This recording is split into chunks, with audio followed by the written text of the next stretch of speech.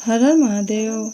मैया भवानी की जय, माता दुर्गा की जय, माँ संतोषी की जय, नीलम दीदी की जय, हरिंदर भैया की जय। तो हे गुरु बहिना लोग साथ में मिलकर बोली, शिव शंकर भोलेनाथ की जय, गौरी पुत्र गणेश की जय। तो गुरु बहिना लोग, आज हम जो कहानी लेकर आयल बानी, जो कथा लेकर आयल बानी शिव चर्चा से, बहुत ही सुंदर कथा बा, बहुत ही मनभावन कथा, जे के आप लोग सुनकर ये कहम कि कबो केहू के पतो केहू के साथे ऐसे ना करे जैसे ही कैले रहली। यानी कि कथा के अगर आप पूरा अंत तक सुनम तबे समझ पाइम कि के केकरे साथे का कैले रहल, सास कैले रहली कि पतोही कैले रहली। ध्यान से पूरा अंत तक जरूर सुनम तो समझ जाएम।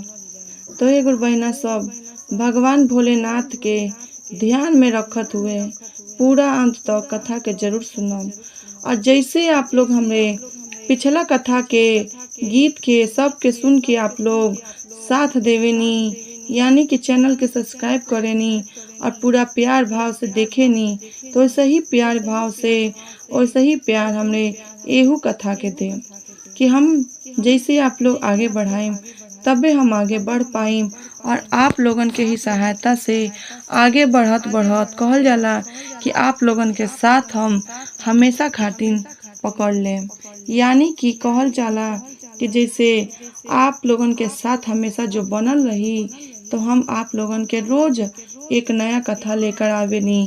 रोज ऐसा होला कि हम गीत लेकर आवेनी, जेके आप लोग सुन के घर बैठल ही भगवान भोलेनाथ के आप लोग चरण में, यानी कि उनके आशीर्वाद पा सकेनी। हे गुरु बहिना लोग, ये कथा के पूरा मन भावन से सुनम और पूरा दिल लगा के मन लगा के सुनम। जो कथा बाटे बहुत सुंदर कथा बा। अगर कथा पसंद आवे तो चैनल के सब्सक्राइब जरूर कर लें और ज़्यादा से ज़्यादा शेयर करके कमेंट बॉक्स में हर हर महादेव मैया भवानी की जय जरूर भेजो। तो आई अब कथा के शुरू करतनी कि एक सास रहली और एक पतोह रहली। जो एक सास रहली बहुत पुजारी रहली, बहुत पूजा पाठ करे वाला रहली। शंकर भगवान के इतना पूजा पाठ करें कि कहले हद के नहीं। तो जनते बानी गुरु बहिना सब, कुछ लोग होला जो पूजा पाठ कैले में जलन करेला कि देखा न हम मतलब ऐसे करतनी और वैसे करतली, उला तो पूजा करिए तो सीधे स्वर्गवे में जाइए, आदमी तानो मार देवेला। वही तरह वो बेचारी सास के दुनिया तो ताना मरबे करे। बेचारी सोचली कि लावा अपने बेटा के हम बियाह क दी। बियाह क देली, पतोही आ गई घर में। अब ओकरे बाद से पतोहियों के जलन हो गई।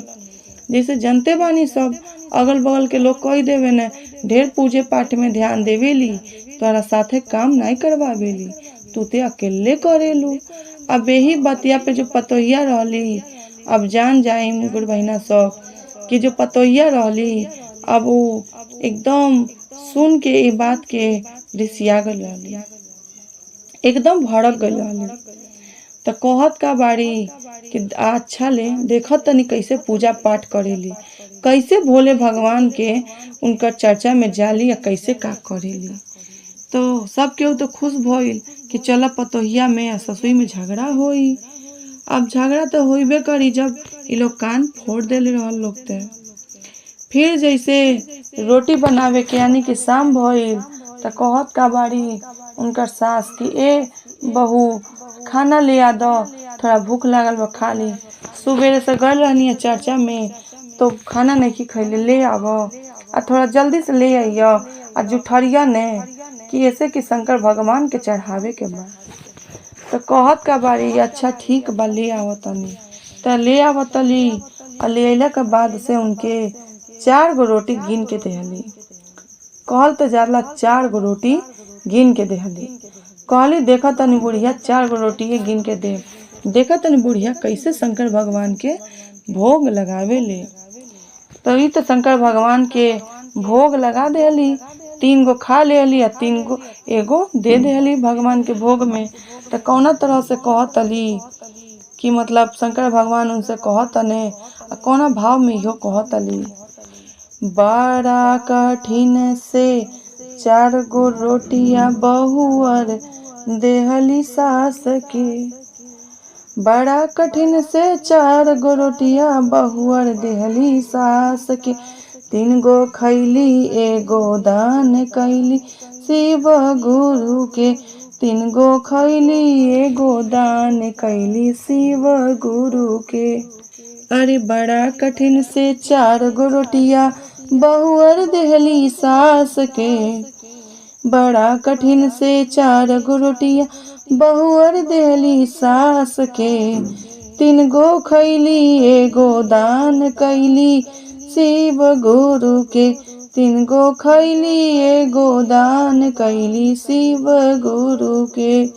3 गो खैली एगो दान कैली शिव गुरु के।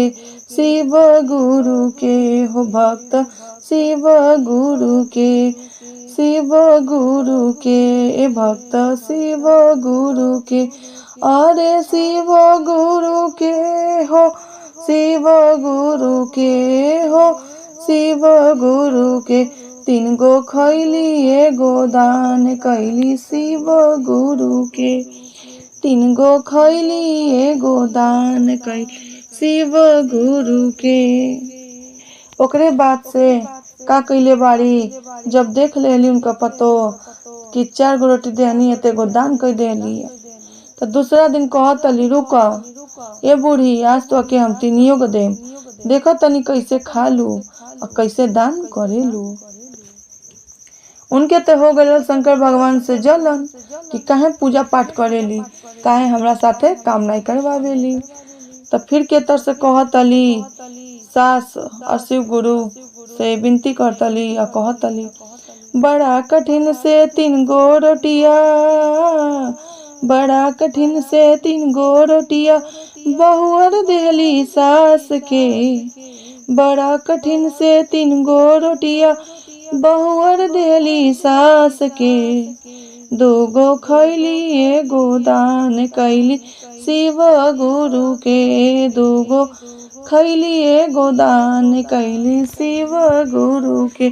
2 गो खैली एगो दान कैली शिव गुरु के। बड़ा कठिन से 3 गो रोटियां बहुअर देहली सास के। बड़ा कठिन से 3 गो रोटियां बहुअर देहली सास के। 2 गो खैली एगो दान कैली शिव गुरु के। 2 गो खैली एगो दान कैली शिव गुरु के। अरे शिव गुरु के हो शिव गुरु के। अरे शिव गुरु के हो शिव गुरु के। 3 गो खैली एगो दान कर शिव गुरु के। 2 गो खैली एगो दान कैली शिव गुरु के। अब ए पर पतो कहतली कि रुक तो के हम भी न 2 गो रोटी देम, अब तुहार आदत नहीं छूटल। कहल जाला कि जे भगवान के भक्त होला कैसहू पेट भर जाला। भगवान जब देखत तने तो सबके देखते बाने। जब दूसरा दिन होता तो पे का कैले बाड़ी बहुअर उनकर 2 गो रोटी देहले बाड़ी। जन कहल जाला उहे काम कैले बाड़ी एकदम 2 गो रोटी। तो फिर कौना भाव में कहतली या कौना तरह से बड़ा कठिन से 2 गो रोटियां बहुअर देहली सास के। बड़ा कठिन से 2 गो रोटियां बहुअर देहली सास के। अरे खड़े खैली खड़े दान कैल भोला बाबा के। खड़े खैली खड़े दान कैली भोले बाबा के। बड़ा कठिन से 2 गो रोटियां बहुअर देहली सास के। बड़ा कठिन से 2 गो रोटियां बहुअर देहली सास के। खड़े खैली खड़े दान कैली भोले बाबा के। खड़े खैली खड़े दान कैली भोले बाबा के। अरे भोले बाबा के हो भोले बाबा के। अरे भोले बाबा के हो भोले बाबा के खड़े खैली खड़े दान कैली भोले बाबा के खड़े खैली खड़े दान कैली भोले बाबा के। तो पे का कहतली सास कि देखो ये हमके आज फिर 2 रोटी देहली है। तो बहू कहतली आज 2 देनी है तो फिर से तू का कैलू के आज दे देलू रुकत तो कि हम बिहान 1 रोटी ये दे फिर देहले बाड़ी 1 रोटी। तो मैं सास का कैले बाड़ी खैले बाड़ी आधा और आधा अपने भोले बाबा के दान दे देले बाड़ी। कोना भाव में फिर कहतली बड़ा कठिन से अरे बड़ा कठिन से 1 रोटिया बहुअर देली सास के अरे बड़ा कठिन से 1 रोटिया बहुअर देली सास के आधा खैली आधा दान कैली भोले बाबा के आधा खैली आधा दान कैली भोले बाबा के। अरे भोले बाबा के हो भोले बाबा के अरे भोले बाबा के हो भोले बाबा के अरे आधा खैली आधा दान कैली भोले बाबा के आधा खैली आधा दान कैली भोले बाबा के।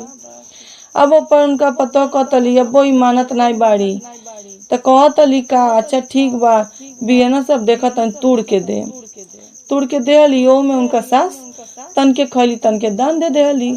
तो कहतली का अपने सास से कि हे सासू माँ हमके जाए के बा ददरी के मेला घूमे। तो कहतली जा घूमी आवो जा नहावो। गईली जब नहाए और नहाए गईली और अपने सास के भी वहाँ लेके गईली और अपने मतलब पति के भी।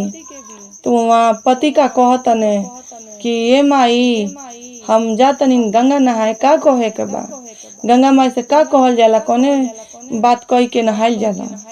तो सास उनका जो माँ रहली कहत का बाड़ी कि कह दिया गंगा माई से कि हमरा करम हमरा आगे हमरे माँ के करम हमरा माई के आगे। वो गई ने 1 डुबकी लगन 5 डुबकी में कहने हमरा करम हमरा आगे हमरे माई के करम हमरे माई के लगे। फिर ओकरे बाद से आई ने तो उनका जो पतो रहली कहतली हे सासू माँ का कहे बा गंगा माँ से कुछ कहल जाला। तो कहतली हाँ कहल जाला। तो का कहल जाला बता देली कि हमार करम हमरे आगे सास के करम सास के आगे। अब ये गईली पहला डुबकी लगावत अली उनका पतोई। अब पहला डुबकी लगावते कहत का बाड़ी हमारा करम हमरा आगे हमरे सास के करम सास के आगे। अब इतने पे उ तो सुअर बन गईली। जब सुअर बन गईली तो उनका पति देखत रहने कहत का बने माई ई तो तुहार पतोइया सुअर बन गईल का कहलू है उनसे। तो कहत का बाड़ी कुछ तो ना जन तो हसे कहनी उहे बतिया कहनी है। तो कहत बने माई उ तो सुअर बन गईली अब कैसे का होई खाना के बनाई तो के देखभाल करी कैसे का थी होई। तो कहत बाड़ी सब भगवान भोलेनाथ की कृपा है। कहतली कि देखो भगवान भोलेनाथ के मनईब तो वो सही हो जाई। तो का कहीने भगवान भोलेनाथ के मनाऊ ने तो कहता ने ए माई तू वहू मना ला तुहले मनौले से कहे कि तू तो पूजा पाठ रोज करेलू। तो उनका माँ कहली ठीक बा। भोला बाबा के मनौली कहली ए भोले बाबा हमार करम हमरे आगे देले बानी और उनका करम उनके आगे लेकिन माफ करी कि उनके करम जो बाटे सही कह दी काहे कि वो अगर नहीं रही तो के हम कर देखी के खाना बना के दी।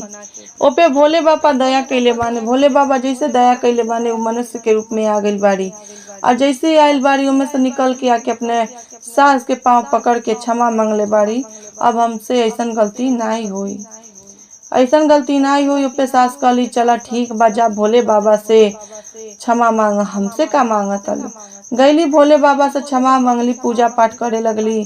सब पति पत्नी और महतारी से लेके खुश हो गए लोग धन धान्य के एकदम घर में भर गई खुशी से एकदम ये लोग के जीवन मंगल होके लगल आराम से रहे लगल लोग। तो हे भोले बाबा जैसे दया कैले बानी वो पर वैसे ही हमारियों पे करी हमरे कथा सुने वालन पे करी और जे हमरे कथा के ज्यादा शेयर करे उन्हों पे करी। तो बोली एक बार भगवान भोलेनाथ के नाम लेते हुए, हर हर महादेव। भगवान शिव शंकर भोलेनाथ की जय।